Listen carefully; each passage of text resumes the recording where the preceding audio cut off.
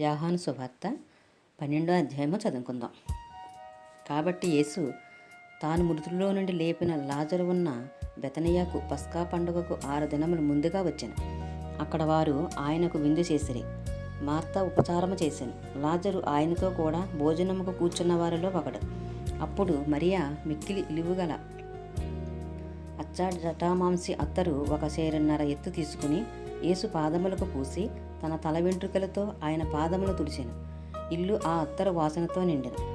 ఆయన శిష్యులలో ఒకడు, అనగా ఆయనను అప్పగింపనయున్న ఇస్కరియోతు యూదా, ఈ అత్తరు ఎందుకు 300 దేనారములకు అమ్మి బేదలకు ఇయ్యలేదనెను.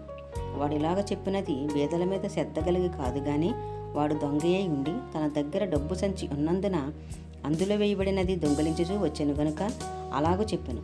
కాబట్టి యేసు, నన్ను పాతిపెట్టు దినమునకు ఆమెను దీని నుంచుకొననీయుడి. బేదలు ఎల్లప్పుడూ మీతో కూడా ఉందిరు గాని నేనెల్లప్పుడూ మీతో ఉండనని చెప్పాను. కాబట్టి యూదులలో సామాన్య జనులు ఆయన అక్కడ ఉన్నాడని తెలుసుకొని యేసును చూచుటకు మాత్రమే గాక మృతుల్లో నుండి ఆయన లేపిన లాజరును కూడా చూడవచ్చిరి. అతనిని బట్టి యూదులలో అనేకులు తమ వారిని విడిచి యేసునందు విశ్వాసం ఉంచిరి గనుక ప్రధాన యాజకులు లాజరును కూడా చంపనాలోచన చేసిరి. మరునాడు ఆ పండుగకు వచ్చిన బహు జన సమూహము యేసు యెరూషలేముకు వచ్చుచున్నాడని విని ఖర్జూరపు మట్టలు పట్టుకుని ఆయనను ఎదుర్కొనబోయి, జయము ప్రభు పేరట వచ్చుచున్న ఇశ్రాయేలు రాజు స్తుతింపబడును గాక అని కేకలు వేసిరి. సియోను కుమారి, భయపడకుము, ఇదిగో నీ రాజు గాడిద పిల్ల మీద ఆసీనుడై వచ్చుచున్నాడు అని వ్రాయబడిన ప్రకారము యేసు ఒక చిన్న గాడిదను కనుగొని దాని మీద కూర్చుండెను.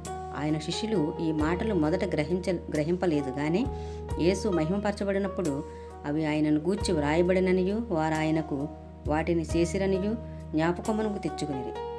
ఆయన లాజరును సమాధిలో నుండి పిలిచి మృతుల్లో నుండి అతను లేపినప్పుడు ఆయనతో కూడా ఉండిన జనులు సాక్ష్యమిచ్చిరి. అందుచేత ఆయన ఆ సూచక క్రియలు చేసినని జనులు విని ఆయనను ఎదుర్కొనబోయిరి. కావున పరిసయ్యులు ఒకరితో ఒకరు, మన ప్రయత్నములు ఎట్లు నిష్ప్రయోజనమైపోవునో చూడుడి, ఇదిగో లోకము ఆయన వెంట పోయినదని చెప్పుకునేది. ఆ పండగలో ఆరాధింపవచ్చిన వారిలో కొందరు గ్రీసు దేశస్థులు ఉండిరి. వారు గలిలయలోని బెత్సయిదా వాడైన ఫిలిప్పు నొద్దకు వచ్చి, అయ్యా, మేము యేసును చూడగోరుచున్నామని అతనితో చెప్పగా ఫిలిప్పు వచ్చి అంద్రేయుతో చెప్పెను. అంద్రేయు ఫిలిప్పును వచ్చి యేసుతో చెప్పిరి. అందుకు యేసు వారితో ఇట్లనెను, మనుష్య కుమారుడు మహిమ పొందవలసిన గడియ వచ్చి ఉన్నది. గోధుమ గింజ భూమిలో పడి చావకుండిన ఎడల అది ఒంటిగానే ఉండును, అది చచ్చిన ఎడల విస్తారముగా ఫలించును. తన ప్రాణమును ప్రేమించువాడు దానిని పోగొట్టుకును. ఈ లోకములో తన ప్రాణమును ద్వేషించువాడు నిత్యజీవము కొరకు దానిని కాపాడుకొనునని మీతో నిత్యముగా చెప్పుచున్నాను. ఒకడు నన్ను సేవించిన ఎడల నన్ను వెంబడింపవలెను. అప్పుడు నేను ఎక్కడ ఉందునో అక్కడ నా సేవకుడును ఉండును. ఒకడు నన్ను సేవించిన ఎడల నా తండ్రి అతన్ని ఘనపరచును.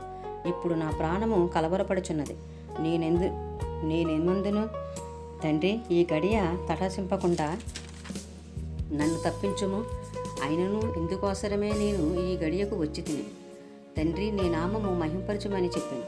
అంతటా నేను దానిని మహింపరచి తిని మరలా మహిమపరుతును అని ఒక శబ్దము ఆకాశము నుండి వచ్చెను. కాబట్టి అక్కడ నిలుచుండి వినిన జన సమూహము ఉరిమని అనిరి. మరికొందరు, దేవదూత ఒకడు ఆయనతో మాట్లాడిననిరి. అందుకు యేసు, ఈ శబ్దము నా కొరకు రాలేదు, మీ కొరకే వచ్చెను. ఇప్పుడు ఈ లోకమునకు తీర్పు జరుగుచున్నది. ఇప్పుడు ఈ లోకాధికారి బయటకు త్రోసివేయబడను. నేను భూమి మీద నుండి పైకెత్తబడిన ఎడల అందరినీ నా యొద్దకు ఆకర్షించుకొందినని చెప్పాను. తాను ఏ విధముగా మరణము పొందవలసి ఉండునో సూచించుచు ఆయన ఈ మాట చెప్పాను. జన సమూహము క్రీస్తు ఎల్లప్పుడూ ఉండునని ధర్మశాస్త్రం చెప్పుట వింటమే. మనుష్య కుమారుడు పైకెత్తబడవలనని నీవు చెప్పుచున్న సంగతి ఏమిటి? మనుష్య కుమారుడగు ఈయన ఎవరని ఆయన అడిగిరి. అందుకు యేసు, ఇంకా కొంతకాలము వెలుగు మీ మధ్య ఉండును. చీకటి మిమ్మల్ని కమ్ముకొనుకున్నట్లు మీకు వెలుగు ఉండగానే నడువుడి. చీకటిలో నడుచువాడు తాను ఎక్కడికి పోచున్నాడో ఎరగడు. మీరు వెలుగు సంబంధులగినట్లు మీరు వెలుగుండగానే వెలుగునందు విశ్వాసం ఉంచడని వారితో చెప్పాను. యేసు మాటలు చెప్పి వెళ్ళి వారికి కనబడకుండా దాగి ఉండెను. ఆయన వారి ఎదుట ఇన్ని సూచక క్రియలు చేసినను వారు ఆయన యందు విశ్వాసముంచరైరి. ప్రభువా, మా వర్తమానము నమ్మినవాడెవడు? ప్రభు యొక్క బోహవు ఎవనికి బయలుపరచబడెను అని ప్రవక్తని యెషయా చెప్పిన వాక్యము నెరవేరినట్లు ఇది జరిగిన. ఇందుచేత వారు నమ్మలేకపోయిరి. ఎలయనగా వారు కన్నులతో చూచి హృదయముతో గ్రహించి మనసు మార్చుకుని నా వలన స్వస్థపరచకుండునట్లు ఆయన వారి కన్నులకు అంధత్వము కలగజేసి వారి హృదయము కఠినపరిచెను అని యెషయా మరి ఒక చోట చెప్పాను. యెషయా ఆయన మహిమను చూచినందున ఆయనను గూర్చి మాటలు చెప్పాను. ఆయనను అధికారుల్లో కూడా అనేకులు ఆయన యందు విశ్వాసముంచిరి గాని సమాజములో నుండి వెలివేయబడుదుమేమో అని పరిచయులకు భయపడి వారు ఒప్పుకొనలేదు. వారు దేవుని మెప్పు కంటే మనుషుల మెప్పును ఎక్కువగా అపేక్షించిరి. అంతటా యేసు బిగ్గరగా ఇట్లనెను, నా యందు విశ్వాసముంచువాడు నా యందు కాదు, నన్ను పంపిన వాని యందే విశ్వాసముంచుచున్నాడు.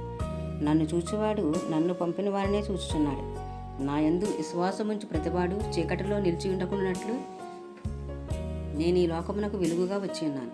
ఎవడైనను నా మాటలు వినియు వాటిని గైకొన కుండిన ఎడల నేను అతనికి తీర్పు తీర్చను. నేను లోకమునకు తీర్పు తీర్చుటకు రాలేదు గాని లోకమును రక్షించుటకే వచ్చి తిని. నన్ను నిరాకరించి నా మాటలను అంగీకరింపని వానికి తీర్పు తీర్చువాడొకడు కలడు. నేను చెప్పిన మాటయే అంచెదినమందు వానికి తీర్పు తీర్చును. ఎలయనగా నా అంతటి నేనే మాట్లాడలేదు. నేను ఏమనవలనో ఏమి మాట్లాడవలనో దానిని గూర్చి నన్ను పంపిన తండ్రియే నాకు ఆజ్ఞ ఇచ్చి ఉన్నాడు. మరియు ఆయన ఆజ్ఞ నిత్యజీవమని నేను ఎరుగుదును గనుక నేను చెప్పు సంగతులను తండ్రి నాతో చెప్పిన ప్రకారము చెప్పుచున్నానెను.